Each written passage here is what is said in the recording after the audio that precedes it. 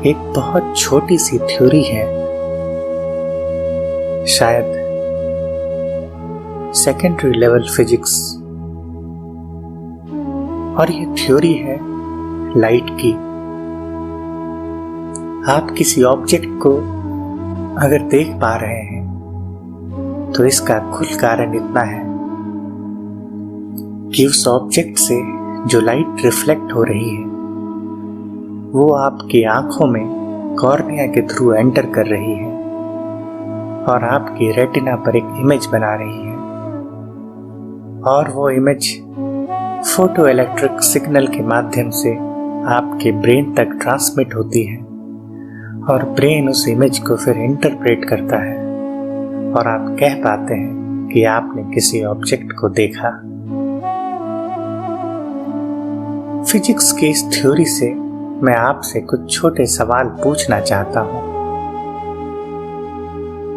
कि जब आप किसी ऑब्जेक्ट को देखते हैं तो जैसा थ्योरी कहती है कि ऑब्जेक्ट आपकी आंखों में इमेज बनकर कन्वर्ट होता है और वो इमेज सिग्नल्स के माध्यम से, इलेक्ट्रिकल सिग्नल के माध्यम से आपकी ब्रेन तक जाती है और आपका ब्रेन उस इमेज को इंटरप्रेट करता है। तो क्या इसका मतलब ये नहीं हुआ कि साधारणतया हम समझते हैं कि हम अपने बाहर की ओर चीजों को देख रहे हैं, जो भी चीजें हमें दिखती हैं वो बाहर है। पर फिजिक्स की इस थ्योरी से ये साबित होता है कि आप अपने बाहर कुछ भी नहीं देखते हैं। आपका ब्रेन इलेक्ट्रिकल सिग्नल्स को इंटरप्रेट करता है। इसका मतलब ये हुआ कि अगर मैं आपको देख पा रहा हूं, अगर आप ये वीडियो देख रहे हैं और आप इस वीडियो की इमेज को देख रहे हैं, तो आप अपने टीवी स्क्रीन पर या अपने मोबाइल पर इस इमेज को नहीं देख रहे हैं। आपकी आंखों के भीतर इस इमेज का एक इमेज बना और वो इमेज फिर इलेक्ट्रिकल सिग्नल्स में कन्वर्ट हुआ और आप उस कन्वर्टेड सिग्नल्स को इंटरप्रेट कर रहे हैं। ये थ्योरी तो बहुत सिंपल है, पर जैसा हमारा जीवन है और जैसे जीवन जीने के हम आदी हैं, हम महसूस करते हैं कि हम चीजों को बाहर की तरफ देख रहे हैं, पर असल में ये सब कुछ हमारे भीतर है। अगर आप चांद, सितारे, ये ब्रह्मांड सब कुछ देख पा रहे हैं तो आप इन्हें बाहर नहीं देख रहे हैं। आपके भीतर इस सारे ब्रह्मांड का निर्माण है।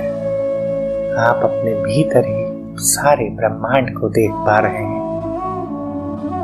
आपके भीतर ही सारा ब्रह्मांड है और आप इस ब्रह्मांड को इंटरप्रेट कर रहे हैं। ये थ्योरी बहुत सिंपल है, पर जैसे आप किसी इमेज को इंटरप्रेट करके देखते हैं, वैसे इस थ्योरी को अगर आप इंटरप्रेट करेंगे तो शायद बातें कुछ और क्लियर हो सके आपके पास। अब एक दूसरा सवाल आपसे पूछता हूं। आप सपने में भी इमेज देखते हैं, सपने में भी किसी वस्तु को देखते हैं, तो आप सपने में कैसे देख पाते हैं उस वस्तु को? साइंस की जो रिसेंट खोजें हैं, जो रिसेंट एक्सपेरिमेंट्स हैं, वो REM को प्रूव करती है। REM अर्थात रैपिड आई मूवमेंट। उदाहरण के लिए समझें, अगर आप सपने में एक टेनिस का मैच देख रहे हैं तो टेनिस की बॉल के साथ आपकी आंखों की मूवमेंट भी होगी, और अगर कोई आपकी आंखों को उस समय खोल कर देखे जब आप सपने में हैं, तो आई बॉल्स की मूवमेंट को वो देख सकता है। ये REM का एक्सपेरिमेंट है, रैपिड आई मूवमेंट का एक्सपेरिमेंट है। अगर आप ठीक से सोचें इसके बारे में कि कि आप सपने में किसी चीज को कैसे देखते हैं। तो ये बात तो पक्की है कि सपने में आप चीजों को देख पाते हैं। अगर हम देख पा रहे हैं तो कहीं न कहीं उस इमेज को हमारा ब्रेन इंटरप्रेट कर रहा है, फोटो इलेक्ट्रिक सिग्नल के माध्यम से उस इमेज को इंटरप्रेट कर रहा है। अर्थात वो इमेज कहीं न कहीं तो बन रही होगी, जैसा रियल वर्ल्ड में होता है। आपकी रेटिना पर एक इमेज बनती है और आपका ब्रेन उस इमेज को फोटो इलेक्ट्रिक सिग्नल के माध्यम से इंटरप्रेट करता है। तो ठीक यहाँ भी जब आप सपने में इमेज देखते हैं तो आपके रेटिना में एक इमेज बन रही होगी, पर वो इमेज बनी कहाँ से? आपकी आंखों के सामने तो कोई टेनिस का मैच हो नहीं रहा, आपकी आंखों के सामने वो सपना तो घट नहीं रहा। तो आखिर आपने उस ऑब्जेक्ट को कैसे देखा? अगर आप इन दोनों घटनाओं को ध्यान से समझें तो कुछ चीजें बिल्कुल साफ हो जाएंगी। किसी ऑब्जेक्ट को देखने के लिए हमें उस ऑब्जेक्ट की प्रेजेंस की कोई जरूरत नहीं है, चाहे सपना हो या रियल हो। हम वही देखते हैं जो हम चाहते हैं। हिंदू धर्म का वैदिक सिद्धांत भी कहता है, आपकी दृष्टि का फैलाव ही सृष्टि है। ये जगत माया है। आप जो देखना चाहते हैं आप उस दुनिया का निर्माण करते हैं। जैसे सपने में आपका सबकॉन्शियस ब्रेन जो देखना चाहता है उस दुनिया का वो निर्माण करता है, ऐसे ही जिसे आप रियल जिंदगी कहते हैं, बहुत मुमकिन है कि रियल जिंदगी जिसे आप समझते हैं ये भी किसी विराट स्वप्न का एक हिस्सा हो। शायद कहीं आप सो रहे हैं और स्वप्न में ये रियल जिंदगी आपकी घट रही है और आप यहाँ जो कुछ भी देख रहे हैं ये आपकी माया से उत्पन्न हुई चीजें हैं। ना स्वप्न में इनका अस्तित्व था, ना रियल में इनका अस्तित्व है। इस घटना को एक और एक्सपेरिमेंट के माध्यम से समझा जा सकता है। एक बहुत फेमस एक्सपेरिमेंट है फिजिक्स का, जिसे डबल स्लिट एक्सपेरिमेंट कहते हैं। ये एक्सपेरिमेंट कहता है अगर डबल स्लिट से पास होते हुए इलेक्ट्रॉन को अगर आप नहीं देख रहे हैं तो ये वेव के जैसे बिहेव करेगा, और अगर आप उसे देख रहे हैं तो ये एक पार्टिकल के जैसा बिहेव करेगा। आपके देखते के साथ ये अपने किसी एक पोजीशन को चुन लेता है। जब आप नहीं देख रहे हैं तो ये अपने सभी संभव पोजीशंस में अवेलेबल रहता है। अगर मैं अपनी बातों को समराइज करूं तो ये कह सकते हैं कि जिसे आप सपना कहते हैं वो तो सपना है, और जिसे आप जीवन कहते हैं वो भी एक सपना है।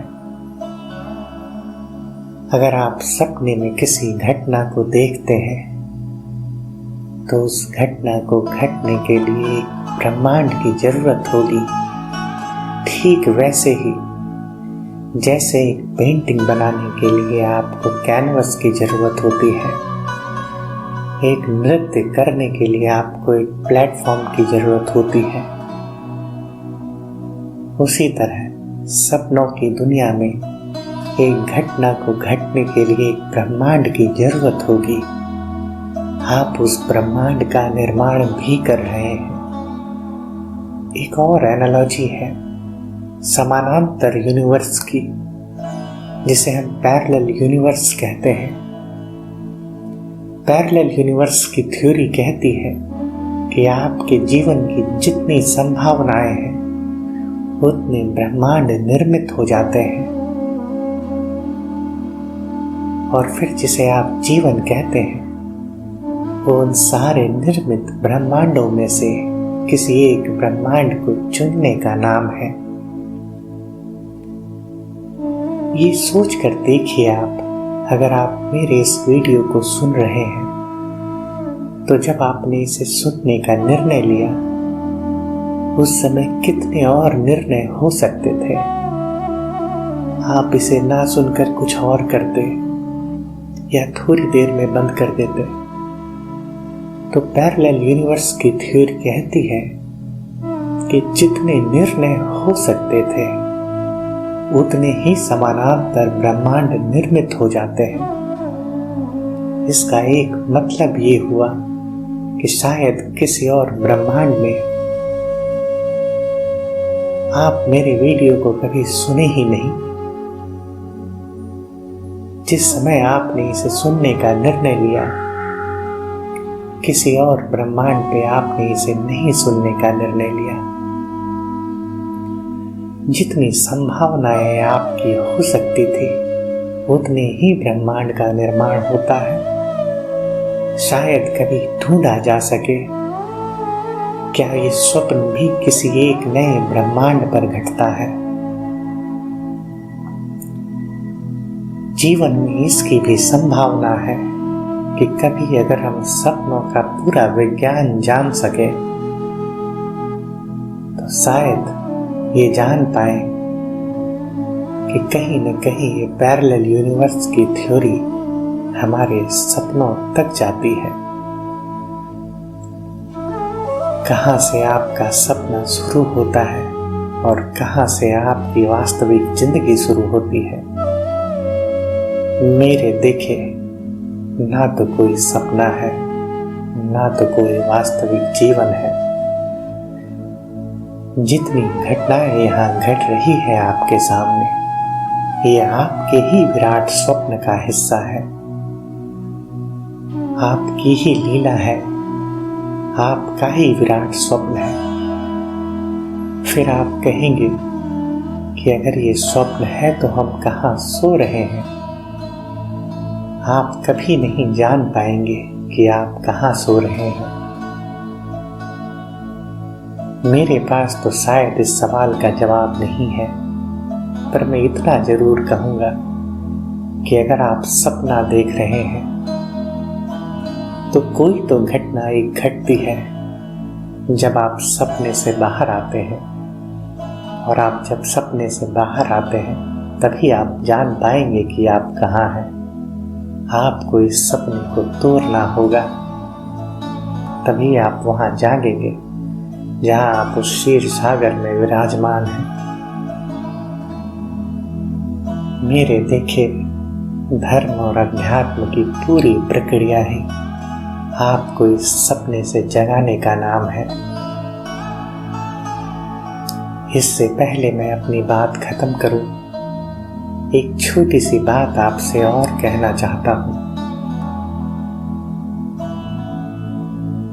आप कभी ना जान पाएंगे कि आपके सिवा भी किसी और का अस्तित्व है यहाँ पर, या मैं कभी नहीं जान पाऊंगा कि मेरे सिवा किसी और का अस्तित्व है यहाँ पर। हो सकता है मैं जो आपसे बातें कर रहा हूँ, आप जो मेरा ये वीडियो देख रहे हैं, ये सब कुछ मेरे स्वप्न में घट रहा है। असल में आपका कोई अस्तित्व नहीं है। असल में किसी का कोई अस्तित्व नहीं है। सब कुछ मेरे स्वप्न में ही घट रहा है। और ठीक इसी तरह शायद आप भी कोई स्वप्न देख रहे हो। आपके परिजन, आपके मित्र, आपके आसपास की सारी चीजें आप कभी नहीं जान पाएंगे कि ये वास्तविक है या सपना है। आपके सपने में ही सारी चीजें घट रही है और मेरे सपने में मेरी चीजें घट रही है। हमारा सपना शायद एक दूसरे से इंटरेक्ट भी ना करता हो। इतने सारे ब्रह्मांड हैं यहाँ पर। हम में से सबका अपना एक ब्रह्मांड है, अपना एक स्वप्न है।